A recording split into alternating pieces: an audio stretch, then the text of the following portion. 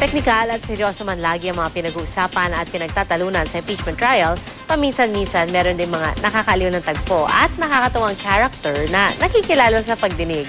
Narito ang report.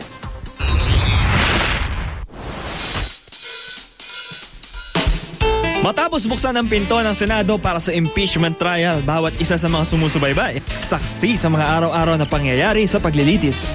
Pero naging mabusisi nga ba ang pagtutok mo sa impeachment trial? Enlighten our minds. Napansin mo bang alphabetical order ang sinusunod ng mga senator judge kung sino ang magdarasal ng opening prayer? Forever and ever. Amen. Naunawaan mo na rin ba ang ibig sabihin ng 1-minute recess? Trial suspended for 1 long minute. Tell me when you're ready to resume. Educational ang panonood ng impeachment trial, lalo't tinuturo rito ang kahalagahan ng perfect attendance. That's very basic, Your Honor. All right, And I learned that from my remedial law professor, who happens to be no less than the defense counsel. Maybe you were absent when I discussed that. Order. Yun nga lang, bawal lang masyadong masaya o maingay sa loob ng plenaryo. Kaya lagi nakabantay ang presiding officer na si Senate President Juan Ponce Enrile para manaway. Please avoid side remarks, Counsel.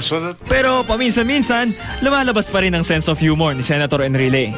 Gusto niya, happy ka. The distinguished Senator Bong Revilla, aka Panday.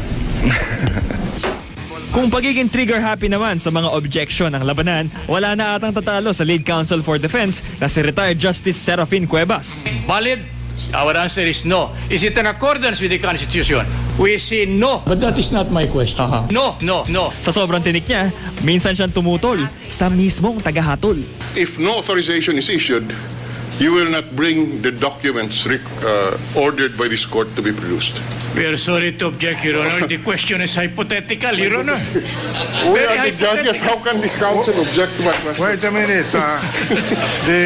I'm sorry, Your Honor. I thought we are allowed to go that far. The counsel. This counsel is overdoing it.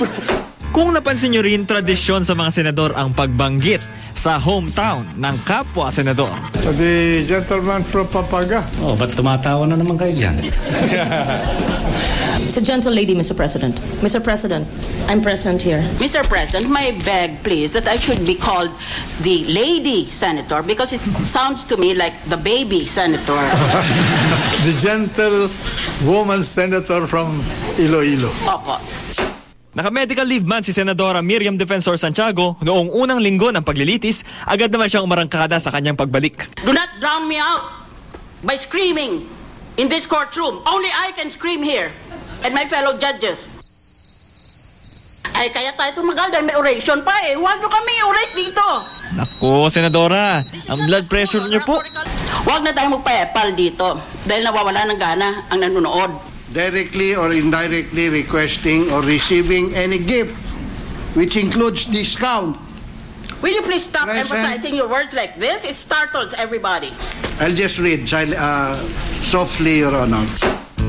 Mala-telenovela nga kung tutukan ang impeachment trial. Pero higit sa drama at kung minsa'y kwelang batuhan, mahalagang siyasatin ang pahayag ng bawat panig dahil hindi biro ang nakataya rito. Bam Alegre, And this is the end of this colloquy. GMA News.